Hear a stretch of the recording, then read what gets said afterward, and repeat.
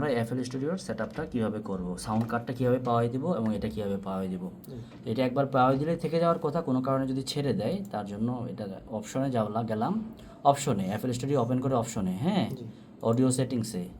এইখানে আছে না, এখানের মধ্যে আমরা কি চিনাই দেবো, sound card, focus right Thunderbolt না, ফোকাস রাইট ইউএসবি এসইও, আমাদেরটা কি focus right USB SEO, focus right USB SEO এখানে দেখান এটা, হ্যাঁ, এটা চিনাই দিলাম, ঠিক আছে, ফোকাস রাইট সাউন্ড কার্ডটা পাইলো। এখন আমাদের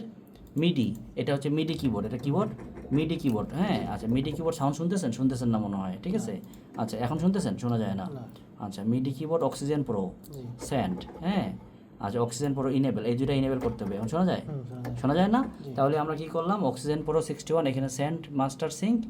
এখানে ইনেবল দিছি, ঠিক আছে, এখানে এটা আছে, এখানে এটা আছে, ঠিক আছে, এইটা একটু এই সেটিংসগুলো একটু আমাকে একটু দেন, এই যে এগুলো একটু, এটা হচ্ছে এখানে থাকবে, এটা এখানে থাকবে, এটা ইনেবল থাকবে আর এটা ইনেবল থাকবে, এটা হচ্ছে এই মিডি সেটিংসের মধ্যে, এটা হচ্ছে মেইন সেটিংস, না হলে সাউন্ড আপনাদের রেকর্ড করতে পারবেন না, সাউন্ড পাবেন না, বন্ধ করবেন কীভাবে।